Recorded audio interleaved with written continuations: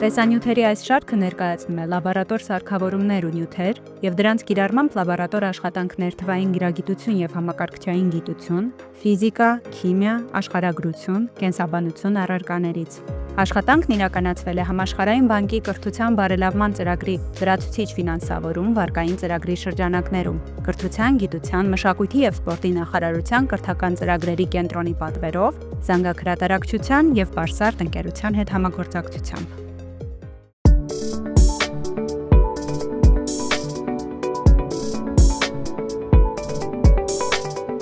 Ողջույն։ Այսօր մենք կփորձենք պարզել, թե ինչպես է սուբստրատի, տվյալ դեպքում ջրածնի պերօքսիդի կոնցենտրացիայի փոփոխությունը ազդում կատալազ ֆերմենտի ակտիվության վրա։ Մասնավորապես կպարզենք կարտոֆիլի պալարի հյուսվածքում առկա կատալազ ֆերմենտի ակտիվության կախվածությունը ջրածնի պերօքսիդի կոնցենտրացիայից, երբ այն կատալիզում է ջրածնի պերօքսիդի քայքայման ռեակցիան, արագացնելով նրա մասնատումը ջրի և թթվածնի։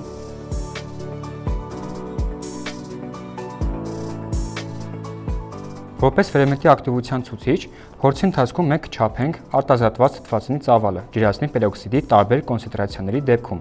և կկատարենք համեմատական վերլուծություն։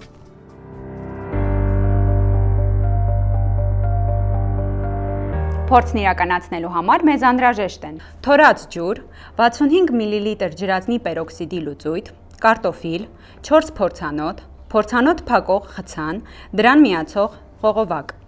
10-ից 20 մլ ծավալով չափիչ գլան,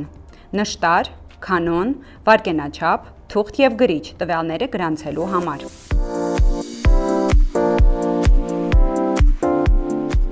Պետք է աշխատել ձեռնոցներով և ակնոցով։ Ջրածնի պերօքսիդի լուծույթը կարող է գունաթափել հագուստն ու մաշկը և առաջացնել այրվածքներ։ Ցայտելու դեպքում պետք է անմիջապես լվանալ առատ ջրով։ Բոլոր գործողությունները կատարել լավ օդափոխվող սենյակում։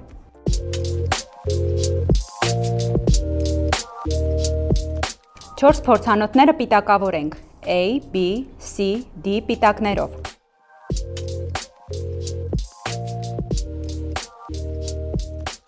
Օգտագործելով թորած ջուր և 3% ջրածնի պերօքսիդ, պատրաստենք 4 տարբեր խառնուրդներ, համապատասխան հետևյալ աղյուսակում բերված տվյալներին։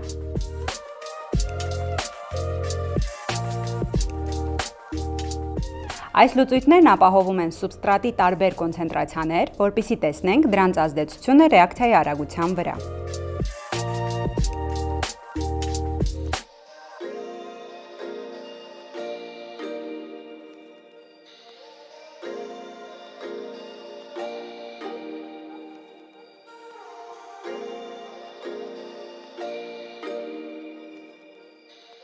Սուր նշտարով և քանոնի օգնությամբ կարտոֆիլի պալարից կտրում ենք 0,5 սմ լայնությամբ, 4 սմ բարձրությամբ և 0,5 սմ երկարությամբ 4 հատ ուղղանկյունանստաձև կտորներ։ Սա արվում է, որպեսզի ֆերմենտի քանակը բոլոր փորձերում լինի նույնը և արդյունքները համեմատելի լինեն։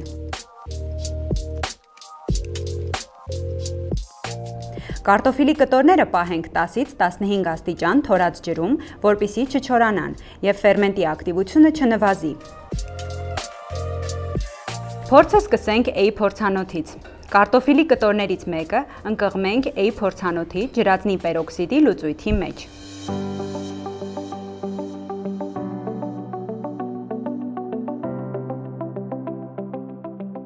Անմիջապես փորձանոթը փակենք խցանով, որը խողովակով միացված է ընդունող ջրի մեջ գլխիվայր դրված չափագլանին։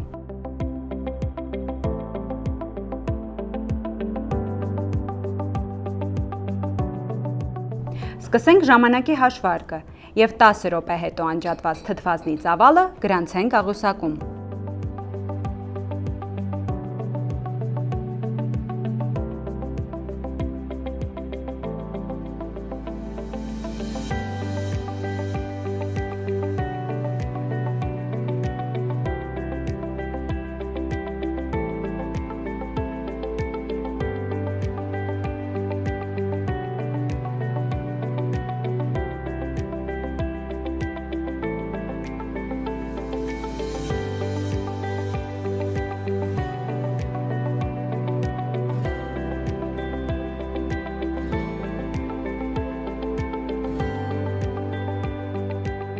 Կարտոֆիլի մյուս կտորը ընկղմելով B փորձանոթի մեջ, կրկին փորձանոթի բերանը փակենք խողովակին միացված խցանով եւ սկսենք ժամանակի հաշվարկը։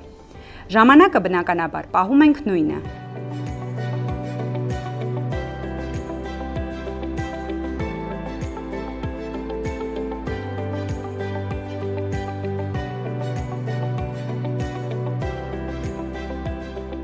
Տասը րոպե հետո անջատված թթվածնի ծավալը գրանցենք աղյուսակում։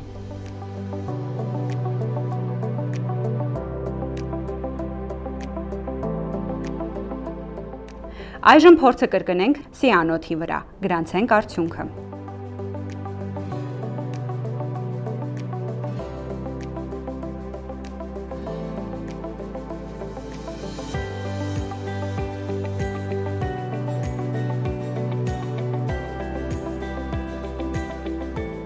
Եվ վերջապես անցնենք D փորձանոթին։ Փորձը շարունակենք նույնությամբ։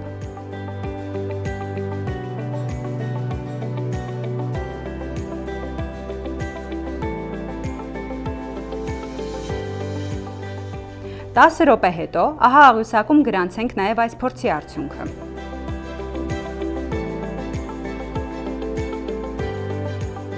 Փորձն ավարտեցինք, կարգի բերենք սեղանը, ձեռքերը լվանան կոճառով։ Հիմա անցնենք ամենակարևորին, վերլուծենք աղյուսակում գրանցված տվյալները։ Համեմատենք աղյուսակի վերջին երկու սյունյակների տվյալները։ Ինչպես տեսնում եք, ջրածնի պերօքսիդի լուծույթի կոնցենտրացիայի մեծացմանը զուգընթաց մեծանում է նաև արտադրված թթվածնի ծավալը։ Իսկ թթվածնի ծավալի մեծացումը բնականաբար հետևանք է կատալազ ֆերմենտի ակտիվությանը։ Այսինքն, սուբստրատի կոնցենտրացիայի մեծացումը պատճառ դարձավ կատալազ ֆերմենտի ակտիվության մեծացման, որն էլ իր հերթին պատճառ դարձավ ռեակցիայի արագության մեծացմանը։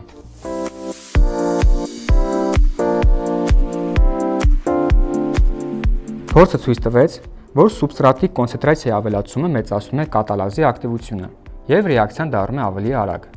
Սակայն որոշակի կետից հետո ֆերմենտը կհագենա եւ բնականաբար ռեակցիայի արագությունը չի ավելանա։ Արտադրված թթվածնի ծավալը ֆերմենտի ակտիվության բավարար ցուցիչ է։ Շնորհակալություն, կհանդիպենք հաջորդ տեսանյութում։